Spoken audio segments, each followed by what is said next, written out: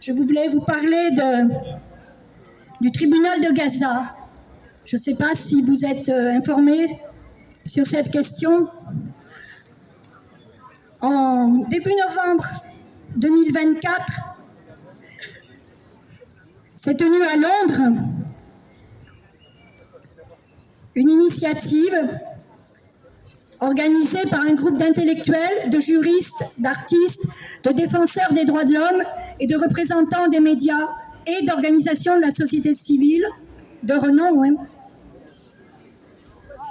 pour constituer un tribunal de l'humanité et de la conscience. Les objectifs de ce tribunal, il y en a deux. L'objectif principal est de contribuer à mettre un terme aux événements tragiques le plus rapidement possible et de faire en sorte que les responsables répondent de leurs actes devant la conscience publique. Le second objectif est universel.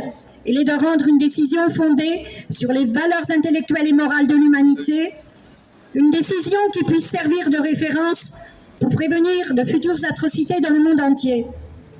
La deuxième phase de ce tribunal s'est tenue il y a très peu de jours, là c'était à Sarajevo, du 26 au 29 mai.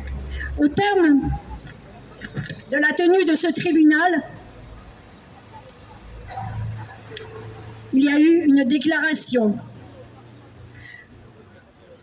Dans cette déclaration, le génocide commis par Israël à Gaza a été condamné sans équivoque, alors qu'il a été rappelé que le droit du peuple palestinien à l'autodétermination ne peut être discuté et qu'il s'agit d'un droit clair et fondamental. À l'issue des sessions de l'initiative du tribunal Russell, vous voyez, je me trompe parce qu'il y avait eu le tribunal Russell pour la Palestine, mais ça, là, c'est le tribunal pour Gaza, c'est un peu la même veine. Donc, à l'issue des sessions,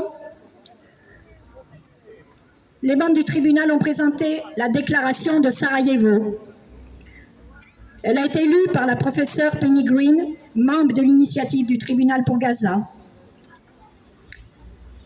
Cette déclaration indique que les membres du tribunal se sont réunis pour déclarer leur indignation morale commune face au génocide en cours en Palestine, pour exprimer leur solidarité avec le peuple palestinien et pour s'engager à travailler ensemble afin d'arrêter le génocide et de demander des comptes aux auteurs et à leurs complices.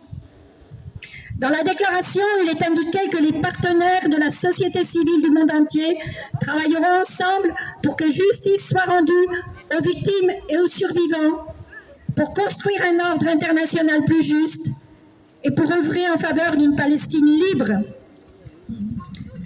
Le gouvernement israélien est coupable de génocide, de politique de colonialisme, de peuplement menée depuis des décennies, de suprémacisme ethnique, d'apartheid, de discrimination raciale, de persécution, de colonies illégales, de déni du droit au retour, de punition collective, de détention, de persécution, de traitement et de punition.